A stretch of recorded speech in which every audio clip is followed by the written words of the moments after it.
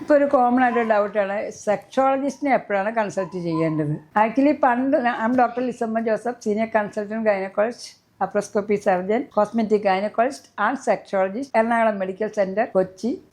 പണ്ടില്ലാത്ത ഒരു പുതിയതാണ് സെക്സോളജിസ്റ്റ് എന്നുള്ളൊരു കൺസെപ്റ്റ് വന്നിരിക്കുന്നത്. പണ്ട് നമ്മൾ പാരമ്പര്യമായിട്ട് പേരൻസ് പറയുന്നത്, സിസ്റ്റേഴ്സ് പറയുന്നത്, നമ്മുടെ ചേച്ചിമാർ പറയുന്നത്, അമ്മമാർ പറയുന്നത് കേട്ട് അങ്ങനെ പോയി. ഇപ്പം അങ്ങനെ ഒരു ഇതില്ല. ഇപ്പം എല്ലാവരും ഒരു ധാരണ കല്യാണം കഴിഞ്ഞാൽ കുഞ്ഞുങ്ങൾ വേണ്ട, ഇതൊന്നും വേണ്ട എന്നുള്ളൊരു ഇതിലാണ് എല്ലാവരും കല്യാണം കഴിക്കുന്നത്. അപ്പം അതിന് മുമ്പ് തന്നെ നമ്മൾ പ്രീ പ്രഗ്നൻസി കല്യാണം കഴിക്കുന്നതിന് മുമ്പ് തന്നെ ഒരു കൗൺസിലിംഗ് ഉണ്ട്. എല്ലാ പള്ളികളിലും എല്ലാ സ്ഥലങ്ങളിലും ഉണ്ട് പ്രീ മാരിറ്റൽ കൗൺസിലിംഗ് അതിന് പറയുന്നത്. അപ്പം തന്നെ നമ്മൾ മെയിൽ ആൻഡ് ഫീമെയിൽ അനാറ്റമി, എന്താണ് ഈ നമ്മുടെ സെക്സിനെ പറ്റിയുള്ള യൂട്രസ്, ട്യൂബ്, ഓവറി, അതെല്ലാം നമ്മൾ പറഞ്ഞു കൊടുക്കും. അതുപോലെ തന്നെ മെയിലിന്റെ എല്ലാ സെക്സ്, അവരുടെ പെനീസ്, അവരുടെ സ്പ്രോട്ടം, അവരുടെ ഹോർമോൺ ചേഞ്ച്, ഇത് മ്യൂച്വലായിട്ട് അങ്ങോട്ടും ഇങ്ങോട്ടും മനസ്സിലാക്കി കൊടുക്കും. അപ്പോൾ ആദ്യമേ നമ്മൾ സെക്സിൽ എന്ന് പറയുന്നത് അനാറ്റമിയും ഫിസിയോളജിയും ബോത്ത് പാർട്ട്നേഴ്സിനെ നമ്മൾ ആദ്യമായിട്ട് മനസ്സിലാക്കുക. അത് മനസ്സിലാക്കി കഴിഞ്ഞിട്ട് നമ്മൾ എന്തെങ്കിലും ഡൗട്ട് ഉണ്ടെങ്കിൽ എപ്പോഴാണ് ഓവുലേഷൻ വരുന്നത്, എപ്പോഴാണ് പ്രഗ്നൻസി, ഞങ്ങൾക്ക് ഉടനെ പ്രഗ്നൻസി വേണ്ട, അതൊരു ഡൗട്ടാണ്. അപ്പോൾ അതിന് ഞങ്ങൾ എന്താണ് ചെയ്യേണ്ടത്, ഇത് മറ്റുള്ള മെത്തേഡിൽ കൂടി പോകാതെ കൂട്ടുകാരോട് വല്ല അറിവില്ലാത്തവരും ചോദിക്കാതെ നിങ്ങൾ പ്രോപ്പറായിട്ട് ഒരു സെക്സോളജിസ്റ്റ് അല്ലെങ്കിൽ ഒരു ഗൈനക്കോളജിസ്റ്റ്,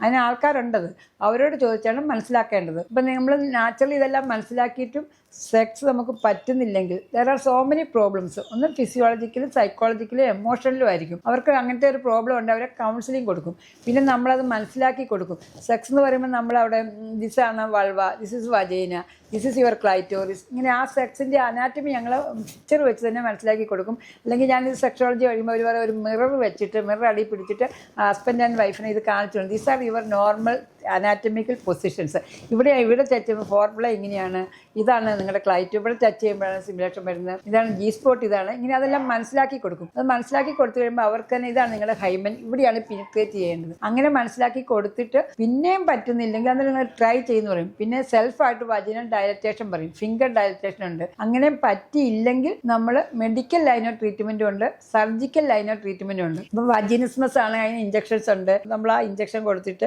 അത് വജിനയുടെ ആ സ്പാസം മാറ്റും.